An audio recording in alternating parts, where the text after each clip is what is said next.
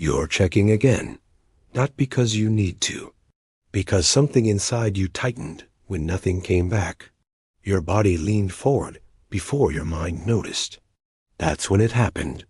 The moment you reached, the moment you pressed, the moment you followed up when silence would have done the work.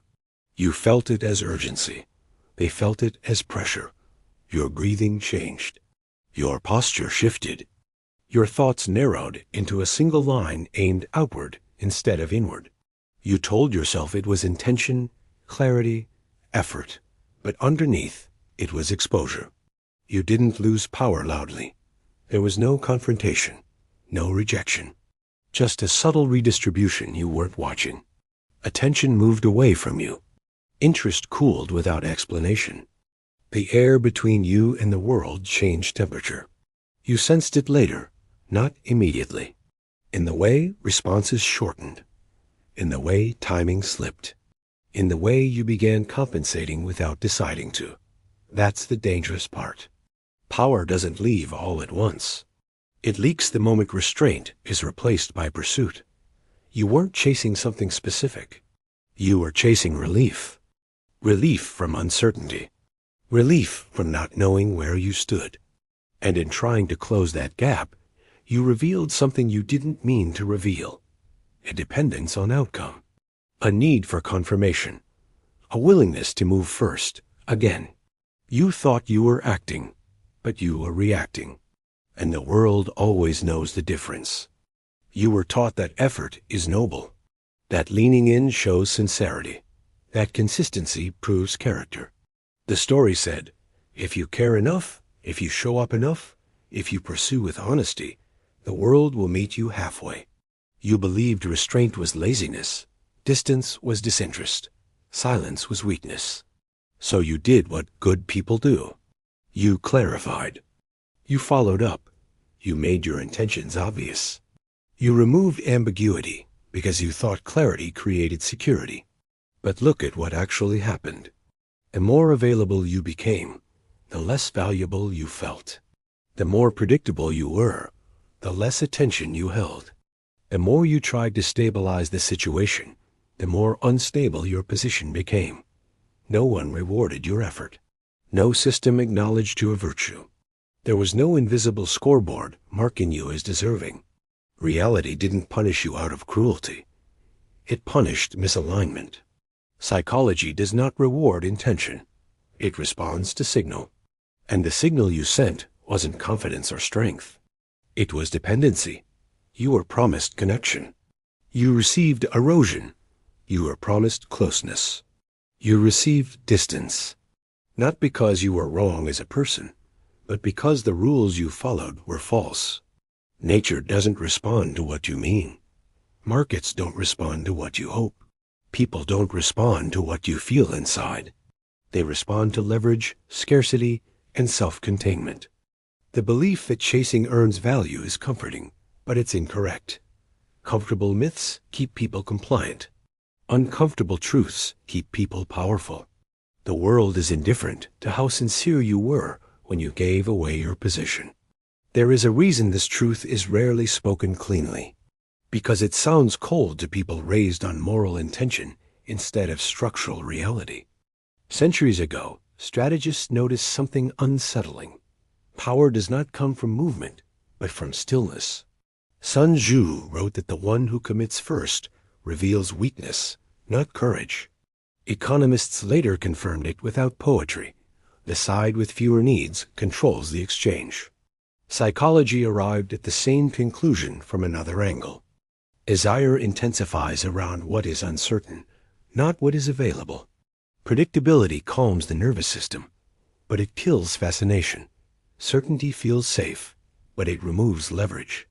These ideas were never popular. They challenge the identity of the good actor. They expose that outcomes are governed by structure, not sentiment. So they were softened, rebranded, turned into harmless advice about balance and communication. But the original insight was sharper. Those who move last retain choice. Those who reveal less retain authority. Those who can tolerate distance command gravity. This isn't manipulation. It's physics.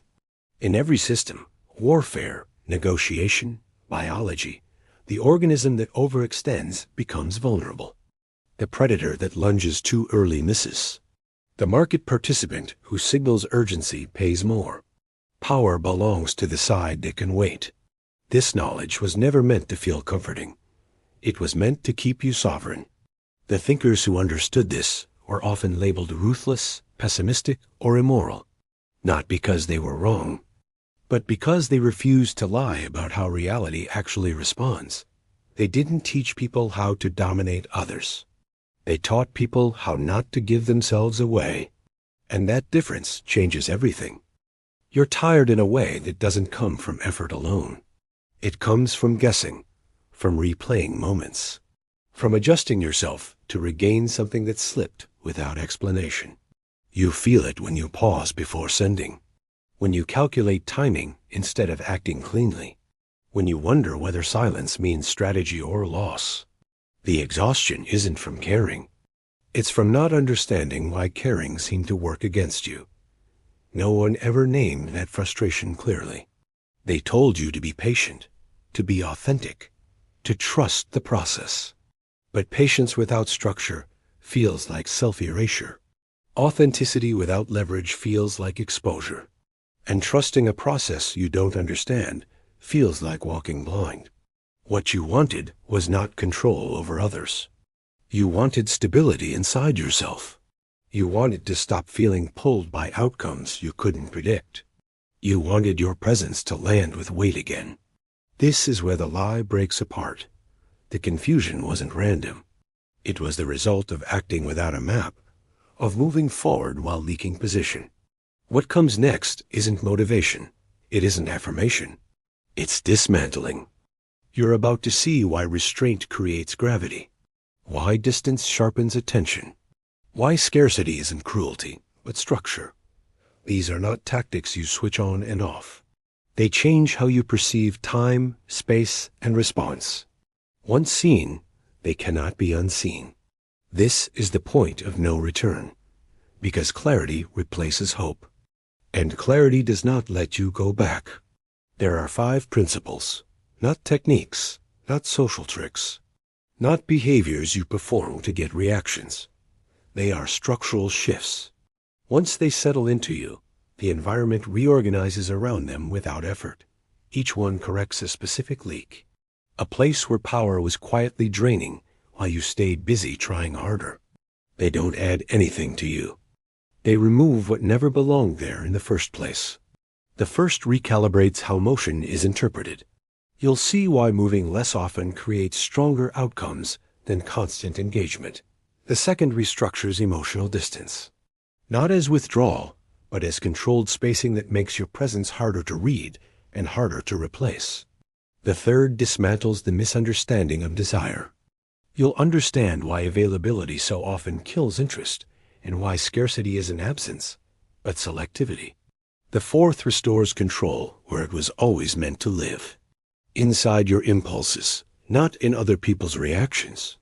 The fifth exposes the signal hidden inside chasing. Why pursuit communicates weakness even when intention is pure, and how restraint reverses that signal without confrontation. These principles don't ask you to act differently on the surface. They change what you radiate underneath.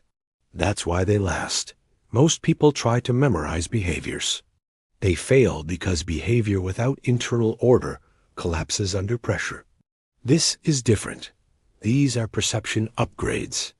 Once installed, effort decreases and authority increases automatically. You won't be performing power. You'll be aligned with it. The blunt truth is this: movement is not neutral. Every action broadcasts position. When you move too quickly, too often, you collapse space that was working for you. Like a market flooded with supply, your presence loses pricing power the moment it becomes constant. Think in terms of physics. A body at rest holds potential energy. The moment it accelerates without necessity, that stored force is spent. Restraint isn't passivity, it's compression. Your old behavior was motion first. You clarified before ambiguity did its job. You advanced to reduce discomfort. You filled silence because you mistook it for danger. The new behavior is different. You let space exist without rushing to manage it.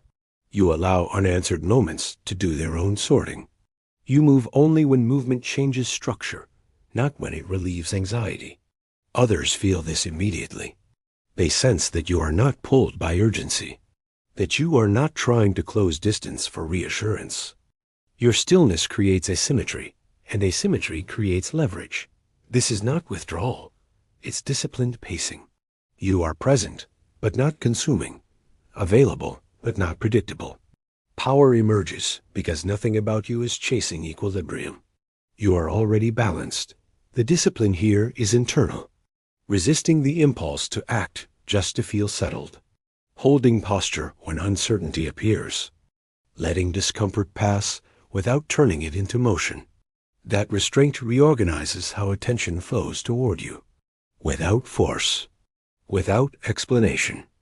The truth most people avoid is that closeness without regulation erodes impact. When emotional distance disappears completely, so does tension. Think in terms of warfare. An opponent whose position is always known is easy to plan against. It comes from controlled opacity. You filled gaps with explanation. The new pattern introduces spacing. You allow others to experience not knowing. You don't rush to label, define, or stabilize emotional terrain. Biology responds to this immediately. Attention heightens. Distance, when chosen, creates gravity. It signals that your internal state is not up for negotiation. Others respond by leaning in, not because you demanded it, but because you didn't. Your unpredictability forces engagement. When it comes from self-containment, not performance. If it's an act, it collapses, not needing to be seen immediately, allowing time to do the filtering for you, and easier to respect. Availability is often mistaken for generosity. But systems don't read intention, they read supply. In economics, value rises where access is limited and drops where access is constant. This isn't cruelty, it's structure. Desire follows the same law. If you were there enough, responsive enough, open enough, interest would deepen. Instead, it stabilized. And what stabilizes too quickly stops being examined. When something is always reachable, the mind stops tracking it. Scarcity keeps perception awake. The new behavior isn't disappearing. You don't offer full access by default. You allow access to be earned through alignment, not pursuit. Think in biological terms. Organisms conserve energy around abundant resources. They mobilize around rare ones. Desire grows where effort is required, not where supply is guaranteed. Others respond to this shift without being able to name it. They feel that your time, attention, and presence have weight, that access to you isn't assumed. This isn't manipulation. There's no baiting, no withholding for reaction. The power comes from self-respect translated into structure. You are available from fullness, not from fear of losing connection. You don't rush to fill space because space is doing work for you. Scarcity, when natural, signals value. And value changes behavior faster than explanation ever could. Approved to continue to the next point. The hardest truth to accept is that control was never meant to be external. The moment you tried to manage reactions, you surrendered authority over yourself. Your old pattern was outcome-focused. You adjusted tone, timing, and presence to steer responses.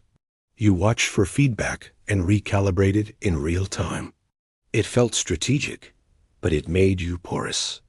Every adjustment trained your nervous system to wait for permission. Every reaction reinforced that power lived outside you. The new orientation collapses that loop. Control moves inward, into impulse, into restraint, into your ability to feel tension without discharging it through action. Think in terms of martial arts. The novice uses force to dominate the opponent. The master uses balance to dominate himself. The opponent becomes irrelevant. Self-mastery is not suppression.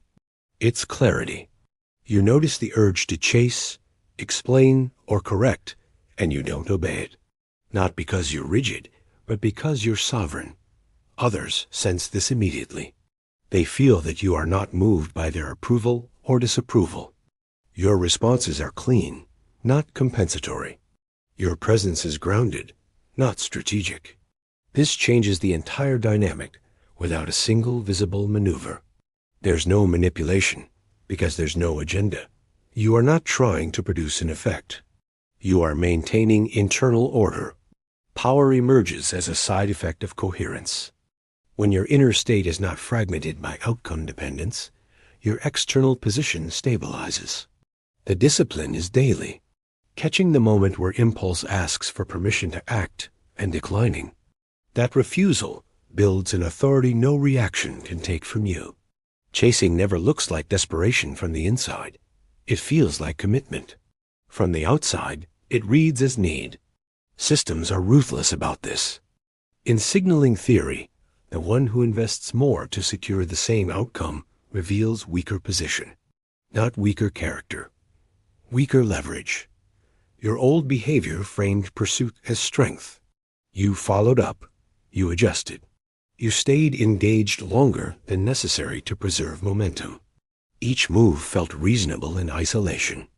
Together, they formed a message you never intended to send. I need this to continue. I am more invested in the outcome than you are. I will move to prevent loss. Perceived value erodes the moment that signal is clear. Not because the other side is malicious, but because attention flows toward what is self-sustaining, not what requires maintenance. Think in mechanical terms. A structure that needs constant support is assumed to be unstable. A structure that stands without reinforcement commands trust. The new behavior is non-pursuit, not disengagement, not indifference, but refusal to overinvest ahead of alignment. You stop adding energy where there is no matching force. You let asymmetry reveal itself instead of correcting it. You allow imbalance to speak.